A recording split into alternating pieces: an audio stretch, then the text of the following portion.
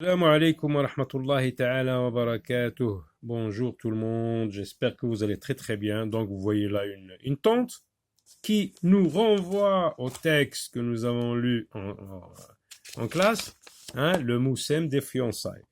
Le Moussem des fiançailles très connu au niveau national comme au niveau international, c'est Émile Schill, là où se déroule le Moussem des fiançailles dans les montagnes ou bien dans les montagnes de l'Atlas.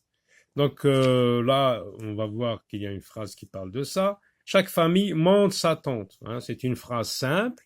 Donc quand on parle du groupe verbal, automatiquement, on pense au groupe sujet. Donc on peut isoler dans une phrase simple, on peut isoler deux groupes essentiels. Pourquoi je dis essentiel? Parce que si j'en supprime un, cela va nuire au sens de la phrase. La phrase va être incompréhensible lorsque on supprime l'un des deux. Donc il قلت واحد المجموعة كأنه قلنا بجوج مجموعات مجموعة الفعل ومجموعة الفاعل.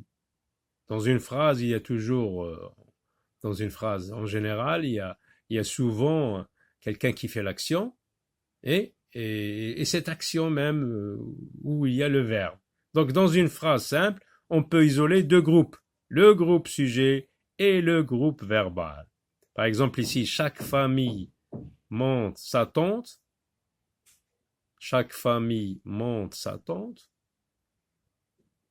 Là, on va se référer à une formule où il y a deux trous.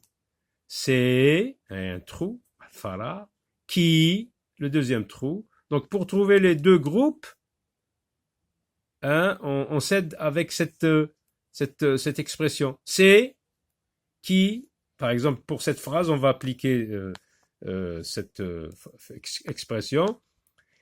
C'est chaque famille qui monte sa tente. C'est chaque famille. Dans le premier trou, on trouve le groupe sujet et dans le deuxième trou, on trouve le groupe verbal. Donc essayez d'appliquer cette formule à chaque phrase simple. Vous allez trouver les deux groupes. Hein. Pour le premier groupe, on le trouve dans le premier trou, et le deuxième groupe, qui est le groupe verbal, on le trouve après qui. Donc voilà. Par exemple, sinon on dit Miloud ramasse des radis, c'est Miloud, donc on va placer Miloud ici, c'est le groupe sujet. Qui ramasse des radis, hein, la deuxième partie de la phrase, on va la mettre ici, donc c'est le groupe verbal. Et comme vous voyez, dans un groupe verbal, le mot noyau, le mot le plus important, c'est le verbe ramasse. Est-ce qu'on peut regardez, est-ce qu'on peut supprimer des radis, par exemple? On peut dire seulement Miloud ramasse. Non. Eh bien, ramasse des radis, le verbe, plus son complément. Donc, dans une phrase simple, on a deux groupes essentiels, le groupe sujet et le groupe verbal. Donc, le groupe sujet, on peut l'écrire comme ceci, ou bien on va prendre les lettres initiales de chaque mot qui compose ce groupe nominal. G1, regardez, G majuscule, puis sujet, S. Le groupe verbal, G, et le V, c'est verbal. Pour les phrases simples, donc on peut trouver dans une phrase simple comme celle-ci, Miloud se lève, on peut trouver le sujet plus le verbe seulement. Dans d'autres, Miloud, c'est un nom, donc on peut le remplacer par l'homme. Vous voyez, là, il y a un seul mot. Là, il y a deux mots, déterminant plus nom. Le sujet ici, le groupe sujet, c'est l'homme se lève. Si, par exemple, Miloud était un maçon, un petit maçon, on peut dire le petit maçon se lève. Le sujet ici grandit, hein, il comprend trois mots, le déterminant plus adjectif plus... C'est pour cela qu'on dit groupe, parce que il peut être constitué de plusieurs mots. Donc là, on voit qu'il y a un seul mot, c'est le verbe. C'est un verbe pronominal. Mais ce groupe-là, il peut s'étendre à plusieurs mots, comme par exemple ici, Miloud achète une chèvre. Vous voyez, Miloud, c'est le groupe sujet. Le groupe verbal, c'est achète une chèvre, parce que achète, on ne peut pas mettre une phrase avec seulement le verbe ici, parce que ce verbe a besoin d'un complément qui est un groupe nominal ici, une chèvre.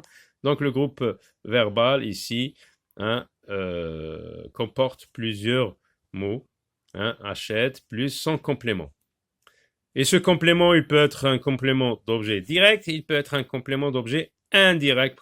Quand on dit par exemple, Miloud pense, le verbe penser, pense à ses enfants. Donc là, il y a un groupe nominal prépositionnel avec un A. Là, il n'y a pas de préposition, il est direct. Alors, le groupe verbal. J'observe et je réponds. Alors, regardez ce qu'on vous demande, lis ce texte. Combien y a-t-il de phrases? Regardez. Chaque famille monte sa tente, point. Les familles échangent leurs récoltes. Sont donc des faits et des événements relevés du texte que nous avons lu, le Moussem des fiançailles. Elles vendent du sucre, du sel ou du thé. Chaque année, Anissa attend cette fête avec impatience. Donc, combien y a-t-il de phrases? Regardez, la phrase commence par une lettre majuscule, se termine par un point. 1, 2, 3, 4. 4 phrases, 4 lignes. Dans chaque phrase relève le verbe conjugué. Eh bien oui, le noyau du groupe verbal, c'est le verbe conjugué. Ici, chaque famille monte sa tente, c'est le verbe monter. Les familles échangent leurs récoltes, c'est le verbe échanger, échange avec un T.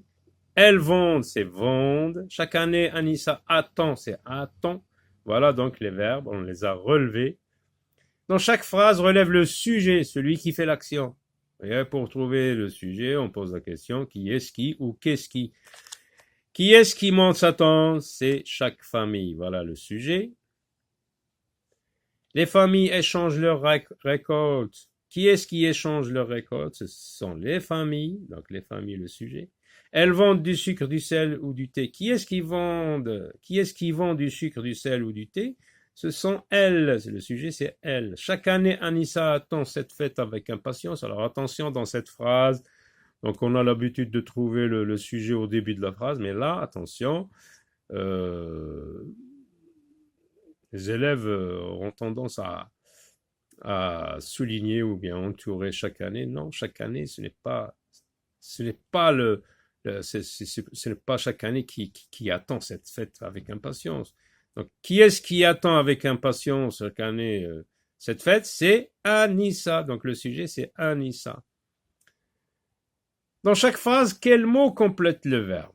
Alors, le verbe ici, si on dit chaque famille monte, bah, monte, donc le sens est incomplet. Donc, on doit chercher le complément qui rend le sens complet. C'est monte quoi? Monte sa tente. Donc, sa tente complète le verbe monter. Les familles échangent leurs récoltes. Échangent quoi? Leurs récoltes. Leur récolte, c'est le mot ou bien le groupe de mots qui complète le verbe. Elles vendent du sucre, du sel ou du thé. Qui est-ce qui complète le verbe vendre ici? C'est du sucre, du sel ou du thé. Chaque année, Anissa attend cette fête avec impatience. Si on dit chaque année, Anissa attend, on va se demander quoi. Donc ici, le complément est essentiel. Il ne peut être ni déplacé, ni supprimé. Donc, ce qui complète le verbe ici, c'est cette fête avec impatience. Peux-tu les supprimer sans changer le sens de la phrase? Non, non, non, on ne peut pas les supprimer sans changer. Si on les supprime, le sens va changer. La phrase ne va pas être compréhensible à 100%. Dans la dernière phrase, quel mot peux-tu supprimer? Donc, on a dit que pour les compléments ici, ils ne peuvent pas être supprimés ni déplacés. Mais là, dans cette phrase, il y a un groupe de mots qu'on peut supprimer. Lequel? Chaque année, Anissa attend cette fête avec impatience. Attend, donc complément essentiel. Mais on peut supprimer chaque année. On peut dire seulement Anissa attend cette fête avec impatience. Alors, ce qu'on peut retenir, c'est que dans une phrase simple, comme les phrases ici, il y a au moins deux groupes. Donc, on a dit au début qu'on peut isoler deux groupes dans une phrase simple. Le groupe verbal plus le groupe sujet. Le groupe sujet, qu'on peut écrire GS, il comprend le sujet qui fait l'action. Ici, le sujet, c'est chaque famille, les familles, elles, Anissa. Le groupe verbal, il comprend le verbe conjugué. Regardez, les familles échangent leurs récoltes. Voilà le verbe conjugué. Le groupe verbal, c'est tout ça. Le verbe plus son complément. Le groupe sujet, c'est ces deux mots-là, le déterminant plus sujet. Dans le groupe verbal, le verbe est souvent complété par un groupe. Regardez, ici, échange, il est complété par leur récolte. Ce groupe de mots qui ne peut être ni supprimé ni déplacé, ce groupe s'appelle le complément d'objet. Les familles échangent. Où est le complément d'objet? C'est leur récolte. Alors, je m'entraîne, écris des phrases avec les verbes suivants. Célébrer, par exemple, on peut dire « Je célèbre mon anniversaire ». Le peuple marocain célèbre l'événement d'Al-Masira al-Khadra. Cuisiner, par exemple, je dis, je sais pas moi, Choumicha cuisine de bons plats. Chanter, Ayman chante l'hymne national.